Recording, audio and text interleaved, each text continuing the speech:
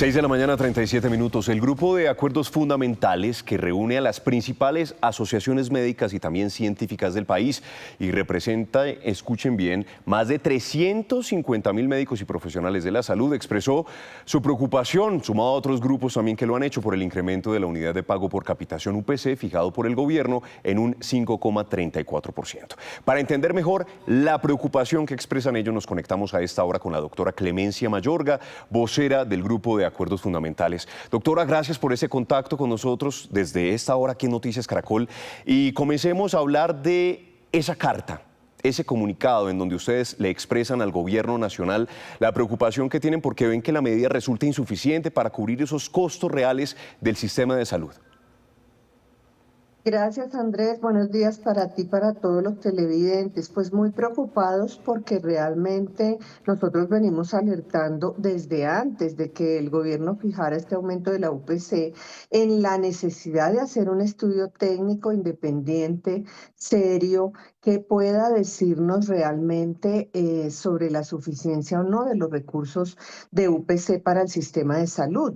Porque es que tenemos una realidad y es que las frecuencias de uso, el envejecimiento de la población, las nuevas tecnologías, los nuevos medicamentos incluidos, los nuevos procedimientos que se incluyen año a año, representan unos costos siempre incrementales en el sistema de salud. Y ahora se suma a ello el aumento del salario mínimo por encima del 9%, y el gobierno nos dice, no, es que no tengo información para subir más allá de la inflación y solamente aumenta un 1,3% por nuevas tecnologías y medicamentos, sin tener en cuenta lo demás. El mismo gobierno está fijando metas, en lo cual estamos de acuerdo, para aumentar la cobertura de ciertos programas, pero todo esto sin recursos suficientes no se hace.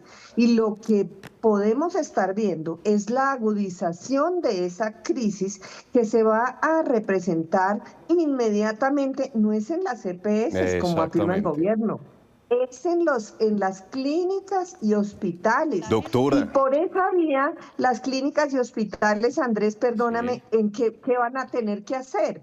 Van a tener que cerrar sus puertas, cerrar servicios, despedir trabajadores, y eso pues afecta directamente a los pacientes y a los trabajadores. Doctora, eso iba justamente tratando de elevar la conversación de lo que normalmente ya hemos estado casi que jalándole la pita cada vez más al tema. No se trata de las EPS, se trata de lo que usted también está en ese momento sustentando, las consecuencias frente a la sostenibilidad que van a tener las clínicas y los hospitales. Con ellos, los más perjudicados, los pacientes. De acuerdo, Andrés, y con un agravante, es que es incomprensible que el gobierno diga que son las EPS las que van a ser afectadas con esta decisión, cuando, ojo, hoy existe el giro directo y el gobierno tiene el control de más del 50% de la población afiliada mediante el manejo de EPS que están intervenidas por el mismo gobierno y en las cuales aplica el giro directo a las clínicas y hospitales. Entonces, ¿por qué decimos que esto va a afectar a las EPS en un tema de corrupción que se tiene que estudiar, que tienen que los organismos de control entrar a mirar y la fiscalía, pero no es cierto que los afectados vayan a ser las EPS? Simple y llanamente van a ser las clínicas y hospitales y por esa vía los pacientes y los trabajadores de la salud. Ustedes sostienen, doctora, en esa comunicación también en esta carta que el incremento no toma en cuenta factores como la inflación en los insumos médicos, el aumento de los costos en la operatividad y también la necesidad de mantener servicios de calidad para los pacientes. Todo un panorama que, si nos detenemos en cada uno de estos factores, lo que hace es perjudicar al usuario final en clínicas y en hospitales. Así es, y por eso le estamos pidiendo al gobierno nacional, Andrés, que reconsidere y recalcule esta UPC. No podemos pasar el año 2025 con este incremento, pero además le estamos pidiendo a la Corte Constitucional, ojo con esto, la Corte Constitucional emitió un auto, el 875, en mayo del 2024, en el cual le dijo al gobierno nacional, ojo, la UPC es insuficiente, la metodología tiene problemas, tome las medidas, lo conminó a tomar las medidas medidas de estudio y de análisis y de corrección para poder garantizar los recursos suficientes para el sistema. Así es que a nosotros no nos pueden decir que, a finales de noviembre nos dimos cuenta que la información no era y el 31 de diciembre nos vimos obligados a aumentar solamente lo de la inflación. Entonces creo que la Corte Constitucional, que también es un llamado que estamos haciendo, tiene que garantizar el derecho a la salud de los colombianos y por esa vía le estamos pidiendo que tome medidas cautelares al respecto.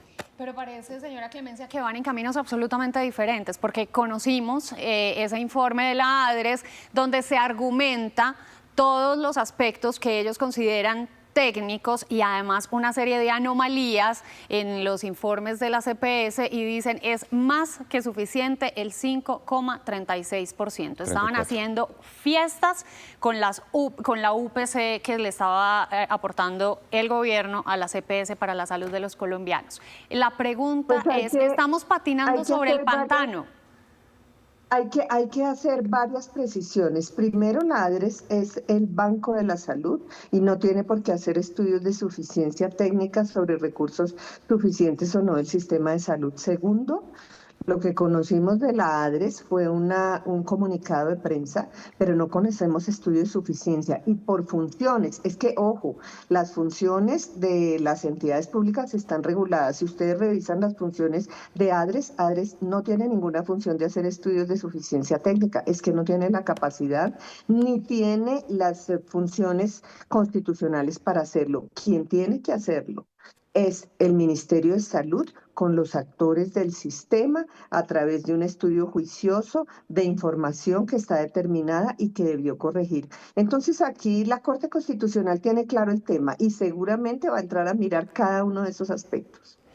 Doctora Mayorga, en medio de esa expectativa que ustedes tienen, ¿cree que sea posible que el gobierno atienda ese llamado de más de 350.000 profesionales del sector salud del país, que cada vez se van sumando y van diciendo no es suficiente esa fijación de la UPC? Pues nosotros esperamos que sí, confiamos en que el gobierno nacional, más allá de una posición, digamos, de ideológica en el sentido de decir nosotros tenemos la razón, realmente acepte que hay que hacer una revisión de esa cifra, porque es que de otra manera volvemos al punto. Lo que veremos durante todo el año es cierres de servicios, aumento en las quejas, que ya de hecho se están viendo, ¿no? Aumento en las quejas, aumento en las barreras de acceso, aumento en el número de tutelas, aumento en la cartera a las clínicas y hospitales, y volvemos entonces al tema de cierre de servicios, despido de trabajadores, mayor aumento de los tiempos de espera, porque es que esto es un círculo vicioso. Sí, señora. Entonces, nosotros esperamos que el gobierno sea responsable en esta decisión y la reconsidere, porque de otra manera no habrá forma de decir que no tuvieron la posibilidad de hacer una revisión y el gobierno es el responsable de esto constitucionalmente, no son las EPS, quiero hacer esa precisión, las EPS ni las IPS no son los responsables de garantizar el derecho a la salud de los colombianos, es el gobierno nacional, con todos los problemas que tenga el sistema de salud y que tienen que ser manejados desde el ministerio y desde el gobierno, pero también desde las entidades de control. Entonces aquí nos están llevando a un falso dilema. Como hay corrupción, entonces no hay información porque ellos son unos corruptos y entonces no subimos la UPC y quien resulta castigado son los pacientes y los trabajadores.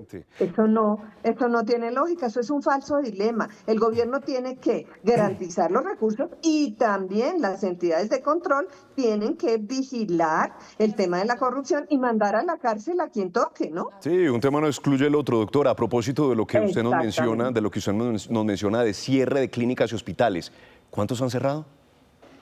958 según el registro especial de prestadores de servicios de salud, que es el registro oficial del ministerio en el último año. Entonces, fíjate que eso es una cifra inmensa. Hemos visto el cierre de servicios de ginecología y obstetricia. Recientemente vimos el cierre de salas de parto de un hospital tan grande y tan importante como el Hospital San Ignacio. Entonces, sí estamos viendo ese deterioro.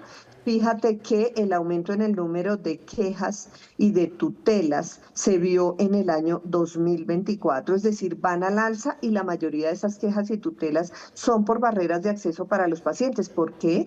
Porque no encuentran citas, porque encuentran los servicios cerrados, porque esto demora la atención y porque no hay medicamentos e insumos suficientes y los pacientes se están quejando de que en la mayoría de casos no reciben sus medicamentos completos, lo cual es una tragedia, Andrés, porque para un paciente que tiene una enfermedad crónica, para un paciente Claro. diabético, para un paciente con cáncer, para un paciente con una enfermedad huérfana, el tema no puede ser, la respuesta no puede ser, mire, es que hay unas EPS corruptas y entonces no podemos subir. No, el paciente necesita su tratamiento hoy. Y El paciente soluciones. necesita su quimioterapia. El Claro, claro paciente que sí. necesita su medicamento. Y si no lo tiene, ojo, ese paciente se deteriora ya, se enferma ya y le toca irse por un servicio de urgencias y ojo, le genera un mucho mayor gasto al sistema de salud y Sí, se señor. puede morir adicionalmente, ¿no? Es muy Adicionalmente. grave la situación. 958 hospitales por registro cerrados, doctor, y multipliquemos eso por la cantidad de personas, de pacientes que se han visto seriamente afectados por, solamente por ejemplo, poniendo ese caso de la entrega de medicamentos y la asistencia a tratamientos especializados que necesitan. Doctora, gracias por ese contacto a esta hora con nosotros aquí en Noticias Caracol. Muchísimas gracias, Andrés, muy amable por la invitación.